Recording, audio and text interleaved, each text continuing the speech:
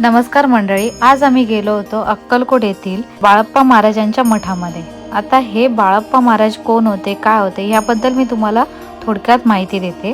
बाळप्पा महाराज हे स्वामी समर्थांचे भक्त होते आणि त्यांनी 22 वर्ष स्वामींची मनोभावे सेवा केली आणि त्यांच्या ह्याच सेवेवर खुश होऊन स्वामींनी त्यांना कफनी, पादुका, शान आणि दंड दिले आणि त्यांना औदुंबराखाली मठ स्थापन करण्याची आज्ञा केली आणि आता हेच मठ त्यांच्या पिढ्या पुढे चालवत आहेत। 25 नोव्हेंबर 2017 या दिवशी इथे एक चमत्कार घडला। मठाच्या छताचे नूतनीकरण केल्यानंतर मठाच्या जुन्या फरशा बदलून तिथे ग्रॅनाइटच्या फरशा बसवल्या जाणार होत्या। कामाला सुरुवात होणार होती त्याच दिवशी फरशांवर स्वामींच्या पाऊलखुणा दिसल्या, त्यामुळे त्यानंतर फरशा बदलण्याचे काम थांबवण्यात आले व जुन्या फरशा तशाच ठेवण्यात आल्या। आजही या फरशांवर स्वामींची पावले पाहता येतात आणि भाविकांना कळावं यासाठी या विशिष्ट फरशांना खुणा केलेल्या आहेत। या मठामध्ये स्वामींची अनेक जुनी छायाचित्रे सुद्धा आहेत।